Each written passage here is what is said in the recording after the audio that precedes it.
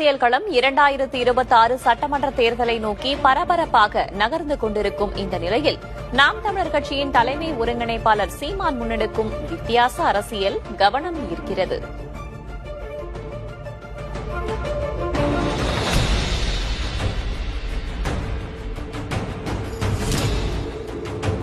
தமிழ் தேசிய வாக்காளர்களை ஒருங்கிணைப்பதுடன் குறிப்பிட்ட சமூகங்களின் வாழ்வாதார பிரச்சினைகளை முன்னிறுத்தி அவர்களின் வாக்குகளை கவரும் வியூகத்தில் களம் இறங்கியிருக்கும் சீமான் வயல் வனத்தை தொடர்ந்து கடலில் களமிறங்கியுள்ளார்.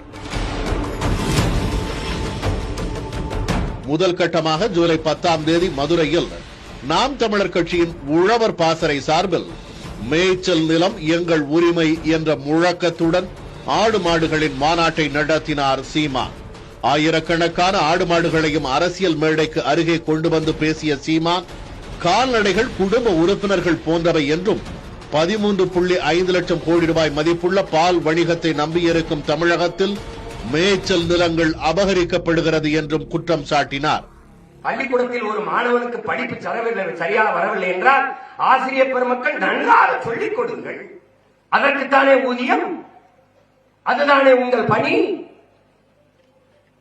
ஒரு முறை பதியவில்லை என்றால் திரும்ப மறுமுறை சொல்லிக் கொடுங்கள். மறுமுறை என்றால் 3வது முறை 4வது முறை சிறப்பு பயிற்சி வைத்து கூட கற்றுக் கொடுங்கள்.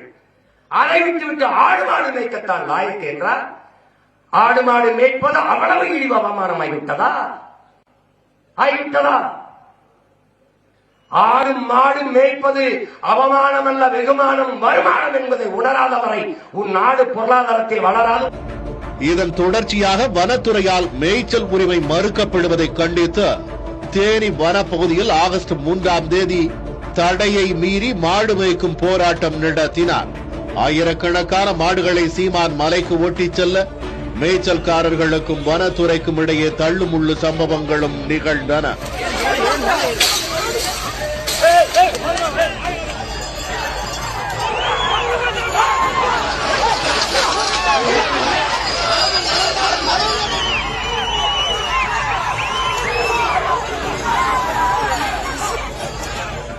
இரண்டாம் கட்டமாக ஆகஸ்ட் 30ஆம் தேதி திருவள்ளூரில் மரங்களின் மாநாடு நடத்தினார் சீமான்.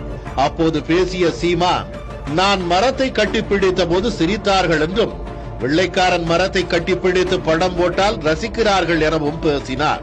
மாநாட்டுக்கு முன்பு மரங்களை கட்டிப்பிடித்து முத்தமிட்டு அவற்றுடன் சீமான் பேசியதை சமூக வலைதளங்களில் பலர் ட்ரோல் செய்ய, மரங்களுடன் பேசியதாக நடிகர் சூர்யா தெரிவித்த கருத்துக்களை கூறி அவர்களுக்கு பதிலடி கொடுத்தனர் நாம் தமிழர் கட்சியினர். உரம் வச்சாங்களா உனக்கு? தீவனம் வச்சாங்களா? தண்ணி கொடுத்தாங்களா உனக்கு? எதுவும் உனக்கு பிரச்சனை இருக்கா?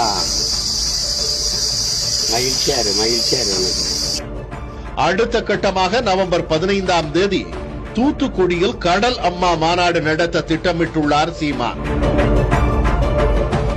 கடலோடிகள் பிரச்சனைகள் குறித்து பொதுவாக தமிழ்நாட்டு அரசியலில் பெரிய அளவில் பேசப்படாத நிலையில் முதல் முறையாக கடலுடன் மாநாடு என கூறி கடல் சமூகத்தின் மீது கவனம் குவித்துள்ளார் சீமான்.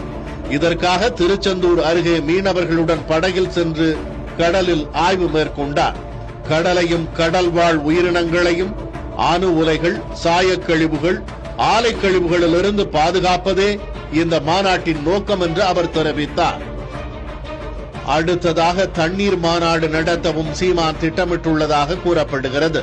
கூட்டணி, கூடுதல் தொகுதி என அரசியல் கட்சியினர் பேரம் பேசிக் கொண்டிருக்கும் சூழலில் சீமான் தனது தனித்துவமான சூழலியல் அரசியலை முன்னெடுத்துச் செல்கிறார். ஆடு மாடுகள், மரங்கள், மலைகள் என பலதரப்பட்ட சமூகங்களின் வாழ்வியலையும் சுற்றுச்சூழலையும் மையப்படுத்தி அவர் நடத்தும் மாநாடுகள் அரசியல் களத்திலும் சமூக ஊடகங்களிலும் எப்போதும் விவாத பொருளாக இருக்கின்றன. இந்த வித்தியாசமான வியூகம் நாம் தமிழர் கட்சிக்கு தேர்தல் அரசியலில் என்ன பலன்களை தரும் என்பது ஒருபுறம் இருக்க, அரசியல் தளத்தில் எத்தகு தொடர்ச்சிகளை உண்டாக்கும் என்பதை பொறுத்திருந்துதான் பார்க்க வேண்டும். ஹாலிடேஸ்னாலே அது நம்ம GT Holidays தான். GT Holidays, South India's #1 travel brand. You know you are special when you're with GT Holidays.